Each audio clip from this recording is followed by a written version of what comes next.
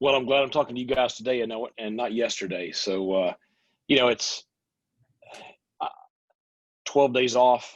Um, boy, that's really detrimental to your preparation now. It set us way, way back. Obviously, we talked about Tuesday being a struggle. Yesterday was a tremendous struggle with the added heat, and then we were in shoulder pads. But really, I thought the kids pushed yesterday, but it's just going from 0 to 60 kind of deal.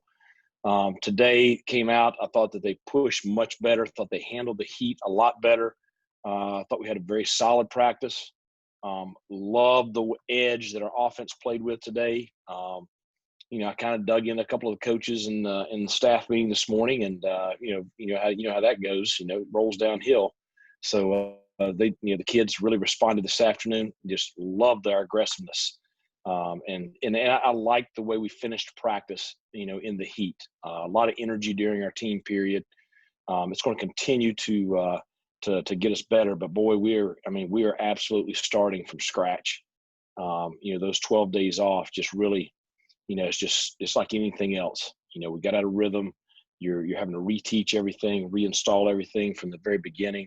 So, we're having to work our tails off right now. Okay, we'll open it up to questions for Coach Houston. Coach, when you talk about the starting from scratch, is that with conditioning and with offense, defense, and everything? Yeah, conditioning. You're starting all over because you've lost all of that we gained there in July and early August, and then install wise, especially on the defensive side of the ball, new system, a lot of young kids, a lot of first year players. It's some of that stuff. It's like they never learned it in the first place kind of deal. So it's not surprising, but it's really. We're having to really take time and just really teach and reinstall everything from the very beginning.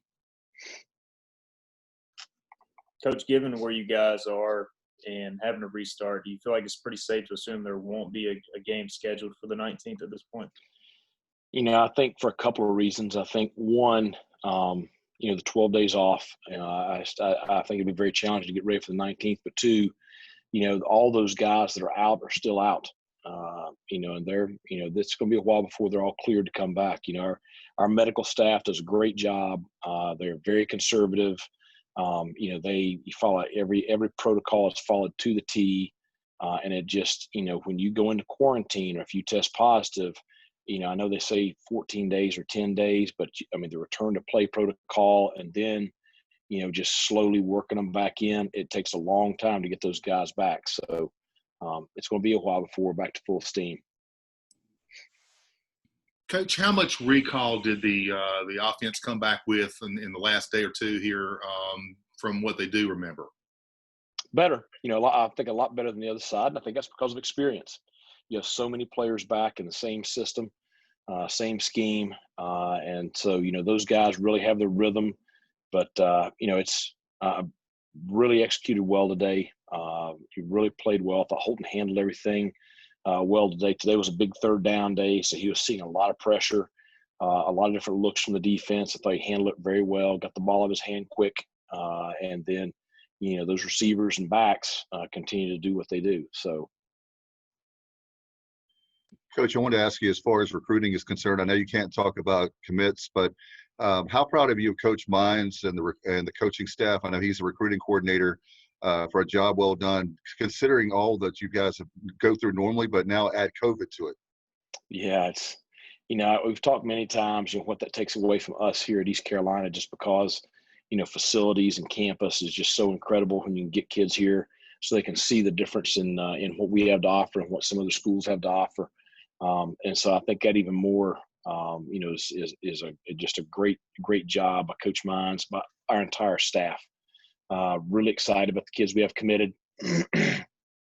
Should have another one here in the next day or so. Just really liking how this class is coming together. Coach, you mentioned the other day about the first FCS game and how you'd heard some stories about that.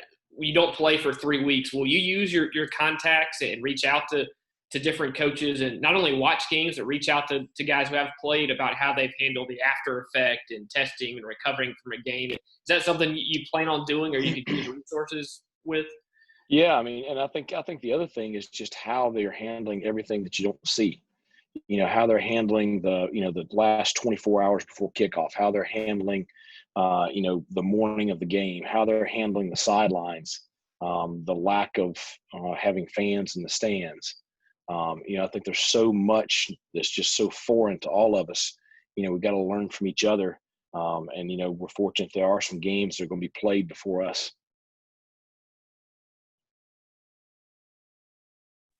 Coach, I know Travion missed some time early in camp. Is he back now? And if so, how is he looking? He is back. I think he's looking very good considering how young he is. Had an okay day today, has had some really good days. Has obviously the athleticism that you saw in him coming out of high school, still learning how to play in the interior. But in time, he's going to be a really good player for us. Coach, what's your schedule as far as the rest of this week and then the start of next week, as far as what you guys are going to be doing when you're having a day off and then going through trying to get to scrimmage number 3? Right. Well, we'll practice tomorrow afternoon, and then we'll go Saturday morning. Saturday morning is not going to be a full-scale scrimmage like we've had a couple Saturdays here because I just don't think we're ready for that just yet. But it is going to be a very competitive practice. We do have an officiating crew here for that. We're going to have some live special teams work. We're going to have a couple of live segments during practice, have some simulations of situations in games. They're going to be very competitive, atmosphere for those. And so Saturday will be a big day for us. Looking at Sunday, Monday, one of those 2 days will be an off day. The other day will be a practice day. Be able to spend a lot of time with the film from Saturday, really kind of regroup going into next week.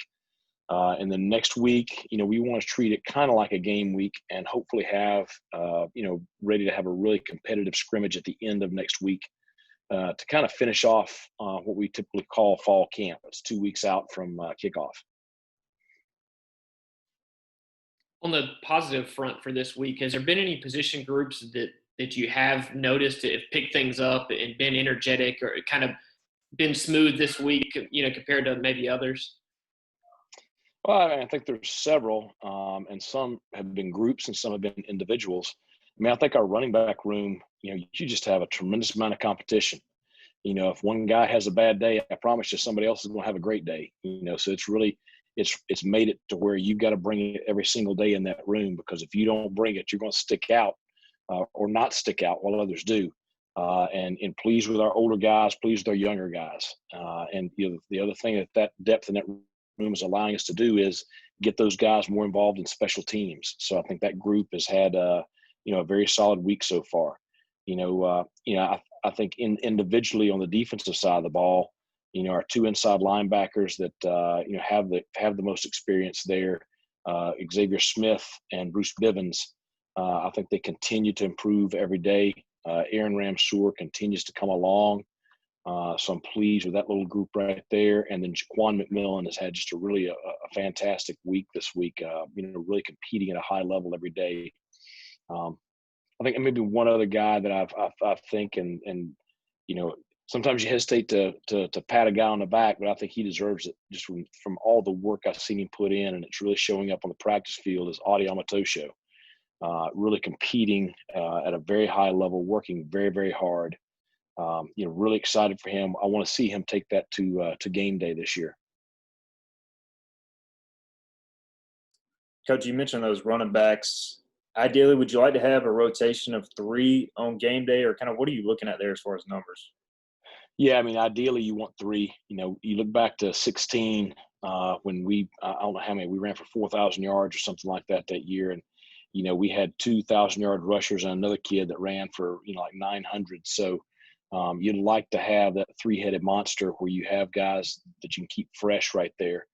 That's ideal. I think we got the opportunity to possibly have that this year.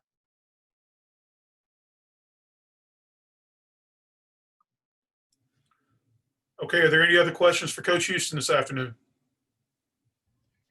Okay, Coach, thank you for your time. Well, Oh, sorry, just one last Yes, one. ma'am. Uh, Okay. Kind of wondered how the players reacted to no fans that first game. I mean, I know it's happened elsewhere, but what do you think that will be like? And has there been any discussion on that?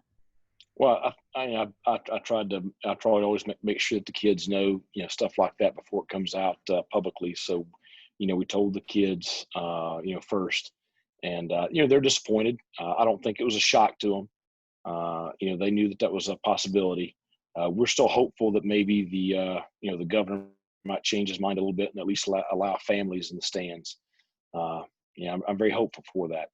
You got a 50,000 seat stadium. I'm pretty sure we can socially distance, a few hundred people. So hopefully we can have that opportunity.